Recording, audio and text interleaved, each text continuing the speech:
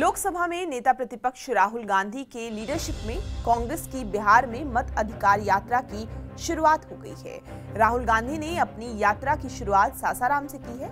ये यात्रा 16 दिनों तक चलेगी और लगभग 1300 किलोमीटर की दूरी तय करेगी। कांग्रेस का दावा है कि इस दौरान 23 जिलों, 29 लोकसभा और 50 विधानसभा क्षेत्रों को कवर किया जाएगा। यात्रा पैदल और गाड़ियों दोनों तरीकों से होगी। राहुल गांधी लगातार जनता से सीधे संवाद करेंगे और जनसभाओं को संबोधित करेंगे। पैदल और गाड़ियों से सफर करते हुए राहुल गांधी का मकसद साफ है, खोई हुई सियासी जमीन को वापस पाना। लेकिन क्या इस यात्रा से कांग्रेस को वो जन समर्थन मिलेगा जो कभी 1990 से पहले में मिला था, जब कांग्रेस ने 324 में से 196 सीटें जीतकर बिहार में एक छत्र राज किया था? कुल मिलाकर क्या राहुल के कंधे पर सवार कांग्रेस की बिहार में किस्मत बदलने जा रही है, या फिर बिहार में आरजेडी की पिछलग्गू पार्टी का टैग हटाने के लिए कांग्रेस को अभी और इंतजार करना होगा? नमस्कार, मैं हूं मैत्रेयी और आप देख रहे हैं TV9 बिहार झारखंड। बिहार की राजनीति में कभी कांग्रेस का सिक्का चलता था। 1985 में विधानसभा चुनाव में पार्टी ने 324 में से 196 सीटें जीतकर प्रदेश में एक छत्र राज स्थापित किया था। लेकिन 1990 के बाद कांग्रेस का ग्राफ लगातार गिरता गया और अब हालत ये है कि प्रदेश में कांग्रेस अक्सर राजद की पिछलग्गू पार्टी के तौर पर देखी जाती है। ऐसे में लोकसभा में नेता प्रतिपक्ष राहुल गांधी ने मताधिकार यात्रा के जरिए कांग्रेस को फिर से बिहार में स्थापित करने की कोशिश शुरू की है। बिहार के पिछले कुछ चुनाव के आंकड़े देखें तो पता चलता है कि प्रदेश में कांग्रेस का ग्राफ लगातार गिरता जा रहा है। 1990 का साल कांग्रेस के लिए बिहार में टर्निंग पॉइंट साबित हुआ। जनता दल प्रदेश की 122 सीटें जीतकर सत्ता में आई और लालू यादव बिहार के मुख्यमंत्री बने। वहीं कांग्रेस महज 71 सीटों पर ही सिमट गई।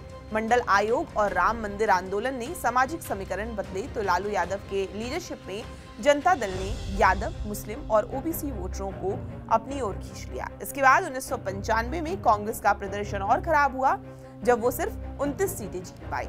साल 2000 में यह आंकड़ा 23 तक गिर गया और 2005 में यह आंकड़ा महज 9 सीटों पर सिमट गया। 2010 में तो स्थिति और बदतर हुई, जब कांग्रेस महज 4 सीटें ही जीत पाई। हालांकि साल 2015 में कांग्रेस प्रदेश की 42 सीटों पर लड़कर 27 सीटें जरूर जीती, लेकिन ये आरजेडी और जेडीयू की ताकत का नतीजा था। वहीं 2020 में 70 सीटों पर लड़ने के बावजूद कांग्रेस सिर्फ 19 सीटों पर जीत पाई। लेकिन अब कांग्रेस को बिहार में फिर से जीवित करने के लिए राहुल गांधी की ओर से लगातार कई कदम उठाए जा रहे हैं। कांग्रेस ने हाल के सालों में संगठनात्मक बदलाव किए हैं। प्रदेश अध्यक्ष बदले गए, चुनाव प्रभारी बदले गए और खुद राहुल गांधी बार बार बिहार आए। लेकिन राजनीतिक विश्लेषकों का मानना है कि कांग्रेस अभी भी स्वतंत्र पहचान बनाने में नाकाम रही है। जानकारों का कहना है कि बिहार में कांग्रेस का पुनर्जीवन सिर्फ राहुल गांधी की यात्रा से नहीं होगा। पार्टी को जातिगत समीकरणों को समझते हुए नया सामाजिक गठबंधन तैयार करना होगा। दलित, मुस्लिम और ओबीसी, जिन पर कभी कांग्रेस का भरोसा था, आज अन्य दलों के साथ मजबूती से खड़े हैं। हालांकि राजनीतिक एक्सपर्ट का मानना है कि बिहार में अभी भी कांग्रेस की रणनीति आरजेडी पर निर्भर है। बिहार की राजनीति में कांग्रेस और आरजेडी का संबंध पुराना है। 2015 में महागठबंधन के तहत कांग्रेस को अप्रत्याशित सफलता मिली थी, लेकिन ये सफलता आरजेडी और जेडीयू की ताकत के सहारे थी।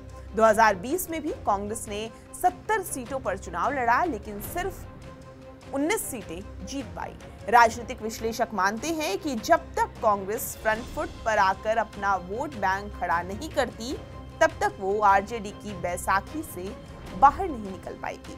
कांग्रेस को अपने पारंपरिक वोट बैंक को दोबारा हासिल करने के लिए उसे नई सामाजिक गठजोड़ की जरूरत है। कांग्रेस को प्रदेश में फिर से अपना जनाधार बनाना होगा, एक अलग वोट बैंक बनाना होगा। साथ ही प्रदेश की राजनीति में फ्रंट फुट पर आने की हिम्मत भी दिखानी होगी, क्योंकि बिना फ्रंट फुट पर आए पार्टी का रिवाइवल मुश्किल दिखाई देता है। बिना फ्रंट फुट पर आए कांग्रेस के लिए बिहार में स्वतंत्र पहचान बनाना बेहद चुनौतीपूर्ण है। राहुल गांधी की मत अधिकार यात्रा कांग्रेस को बिहार में नई ऊर्जा तो जरूर दे सकती है, लेकिन अकेले ये यात्रा पार्टी की किस्मत बदल पाएगी या नहीं, ये कहना फिलहाल मुश्किल है। ऐसे में अगर कांग्रेस 2025 में फ्रंट फुट पर आती है और अपने स्थानीय लीडरशिप को मजबूत करने पर जोर देती है, तो वो कुछ हद तक अपनी खोई हुई जमीन वापस पा सकती है। बहरहाल आने वाले चुनाव के साथ तस्वीरें धीरे धीरे और भी ज्यादा साफ होती चली जाएंगी। अभी के लिए हमें दीजिए इजाजत, और आपको ये वीडियो कैसा लगा कमेंट बॉक्स में हमें जरूर बताएं। साथ ही चैनल को सब्सक्राइब करना ना भूलें। आपके लिए ये खबर लिखी थी हमारे साथी प्रमित सिंह ने।